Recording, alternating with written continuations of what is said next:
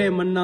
சங்கீதம் 31:16 நீர் உமது முகத்தை உமது ஊழியக்காரன் மேல் பிரகாசிக்க பண்ணி உமது கிருபையினாலே என்னை ரட்சியும்.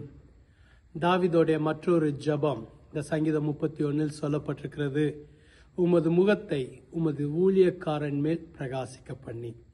தாவீது கர்த்தரால் தேர்ந்தெடுக்கப்பட்ட ஒரு ஊழியக்காரன், கர்த்தரால் அபிஷேகம் பண்ணப்பட்ட ஒரு ஊழியக்காரன்.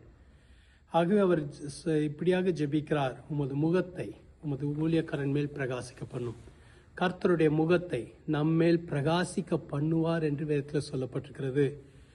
நீங்கள் ஒருவேளை முழு நேர ஊழியக்காரர்களாக இருக்கலாம், அல்லது வேலை செய்து கொண்டே கர்த்தருடைய ஊழியத்தை செய்யலாம். ஏதோ ஒரு ஊழியத்தில் நீங்கள் ஈடுபட்டிருக்கலாம். இயேசு கிறிஸ்துவினால் ரட்சிக்கப்பட்ட எல்லோருமே அவருடைய ஊழியத்தை செய்ய அழைக்கப்பட்டிருக்கிறோம். அவருடைய ஊழியத்தை செய்கிறவர்கள் மேல் தம்முடைய முகத்தை பிரகாசிக்க பண்ணுகிற தேவன். கர்த்தருடைய வெளிச்சம் உங்களுக்கு உதிக்கும். அவருடைய முகத்தின் வெளிச்சம் உங்கள் வாழ்க்கையில் ஒவ்வொரு நாளும் கிடைக்கும். நீங்களும் இப்படி ஜெபிக்கலாம், உங்களுடைய முகத்தை என் மேல் பிரகாசிக்க பண்ணும்.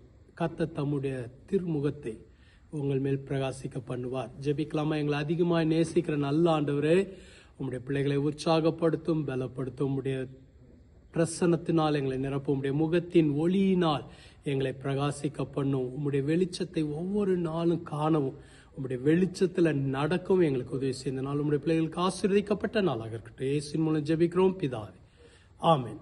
கர்த்தர் உங்களை ஆசீர்வதிப்பார். ஆமென்.